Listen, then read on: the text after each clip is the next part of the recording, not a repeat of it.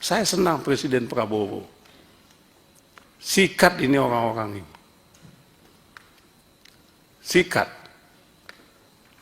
Karena duit kita nggak ada artinya, Pak, soal. Yang pertama saya apresiasi pimpinan Komisi 3 yang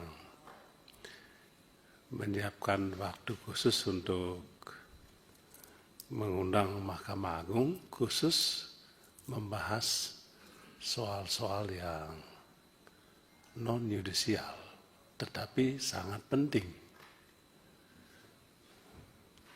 Pentingnya itu tadi disampaikan dengan bahasa yang agak teatrikal oleh Pak Hinca Panjaitan. Kemandirian dulu, barulah keadilan. Penting, Pak. Saya rasa dalam maknanya. Tapi saya ragu apakah teman-teman nangkap maksudnya itu. Kemandirian dulu, lalu keadilan. Itu maksudnya bagaimana menjaga kemandirian pengadilan, menjaga kemandirian hakim. Sebab itu adalah pangkal pokok untuk hakim pengadilan memberikan keadilan yang sesungguhnya. Kalau pengadilan tidak memiliki kemandirian, tidak memiliki otonomi, tidak memiliki kemerdekaan, saya takut hakim direnggut kebebasannya. Sehingga keadilan pun tidak bisa terwujud.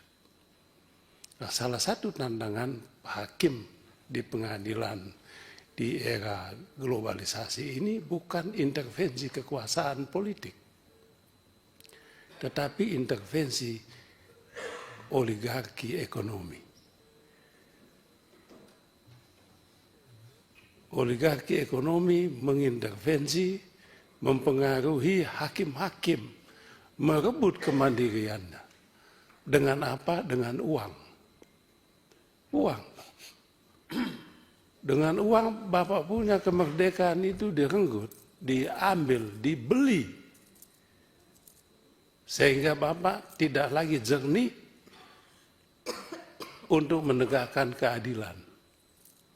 Sehingga apa yang dikatakan orang, hukum hanya tajam ke bawah dan lumpuh ke atas.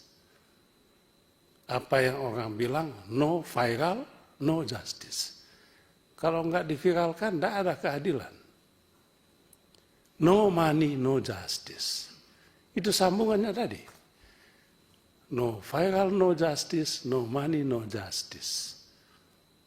Akibatnya, pengadilan menjadi tempat transaksi, jual beli keadilan. Ini penegasan apa yang tadi disampaikan oleh yang terhormat Bapak Hinca Panjaitan yang ke-23. 13. Oh, 13. 23. 13. Baik, terima kasih. Yang kedua, saya ingin sekali Pak Dirjen dan Pak Sekma ya, memberikan kami database. Apakah punya database mengenai putusan-putusan perkara di Mahkamah Agung yang telah memiliki kekuatan hukum tetap? Apakah punya? Kalau punya, pertanyaan berikutnya, apakah sudah dieksekusi semua?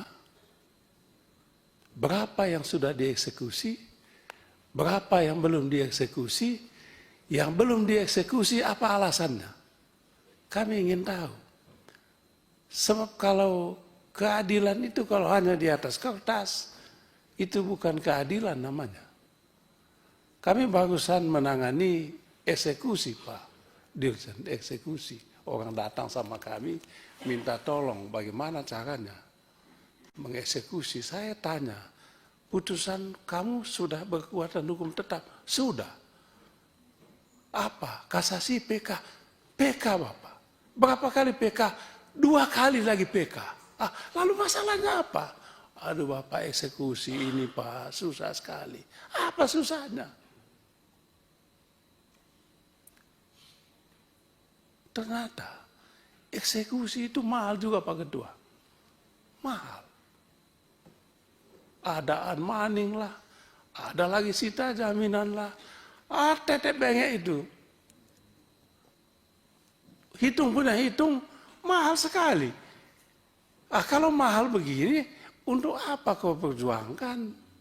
Mendingan kau jual aja sebab ibu biaya eksekusi jauh lebih mahal dari objek sengketa yang dia perjuangkan. Coba bayangkan Pak Dirjen.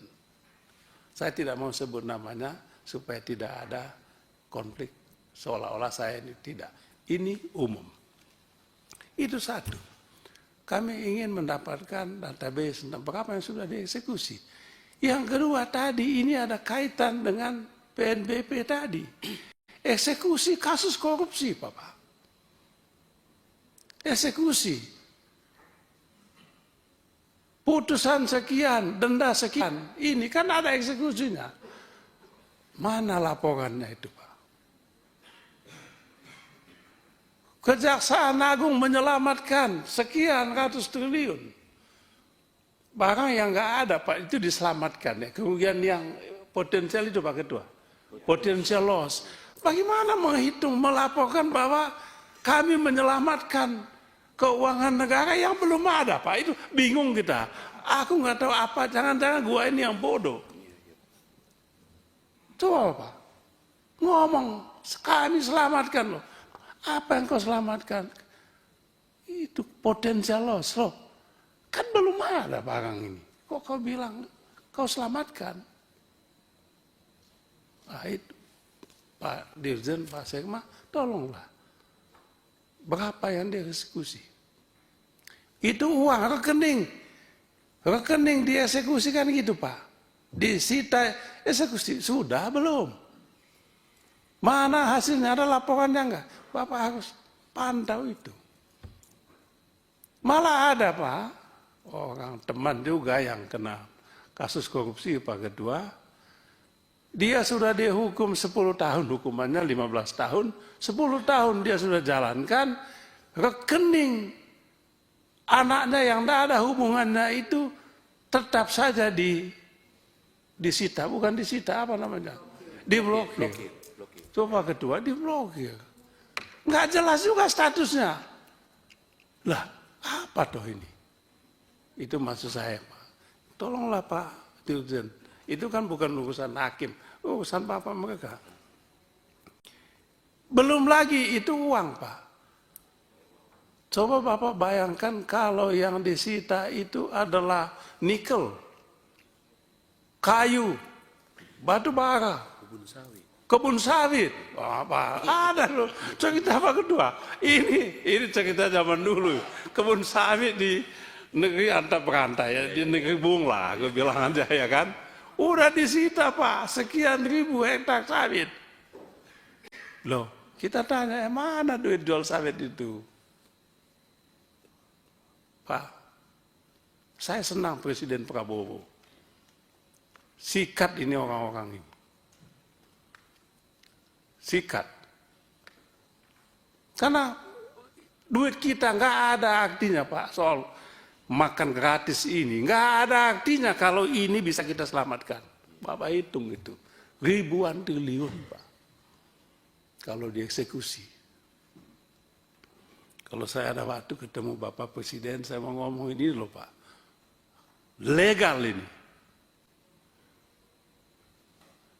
Mana duitnya? Ambil lagi duitnya. Pakai untuk biayai fakir miskin kita ini.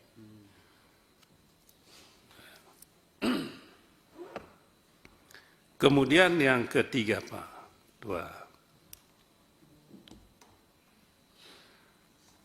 Ya, ada juga laporan Pak, bukan ini nggak ada hubungannya dengan substansi. Putusan di Mahkamah Agung udah 6 bulan lalu. Tapi bekasnya itu loh Pak. Kenapa sampai bertahun-tahun?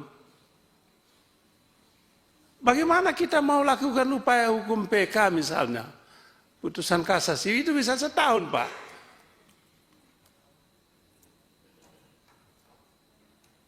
Mengapa lama sekali? Tadi saya senang cerita di IT tadi tuh. Loh, tapi kok kalau ada itu kenapa? Masih ada kasus menunggu putusan bekasnya Pak. Ada lagi, saya nggak enak cerita Pak.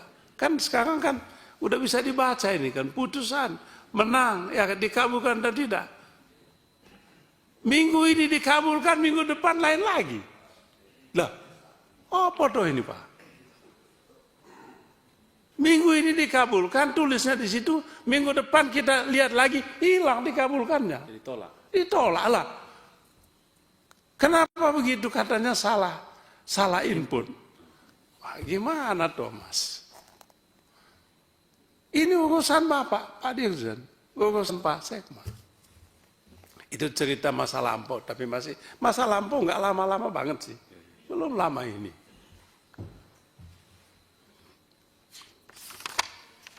Kemudian ya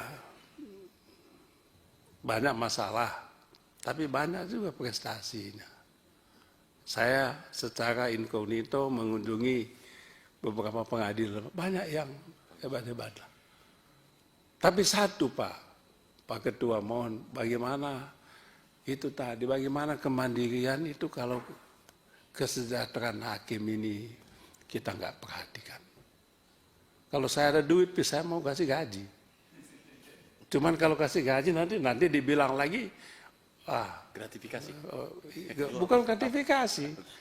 Nanti mereka loyalitasnya buta ke saya. Aku salah pun mereka bela.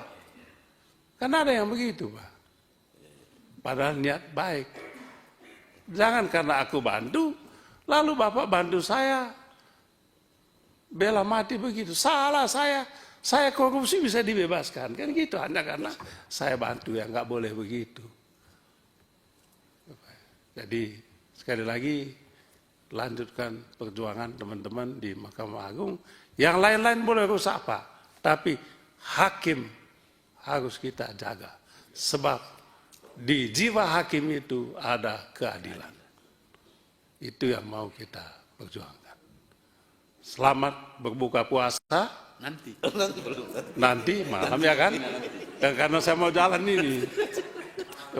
Mudah-mudahan puasanya membawa hikmah. Saya hormat semua sama hakim ini Pak. Luar biasa. Saya junjung tinggi. Kalau ada 1-2 yang salah ya udahlah, kita maklumi. Di tempat saya Pak Hakim itu naik ojek. Udah gila negara. Ojek Pak. Gitu. Terima kasih banyak Pak Ketua, mohon maaf. Nggak selesai nanti. Ya.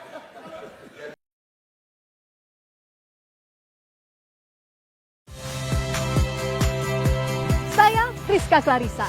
Saksikan program-program Kompas TV melalui siaran digital, pay TV, dan media streaming lainnya. Kompas TV, independen, terpercaya.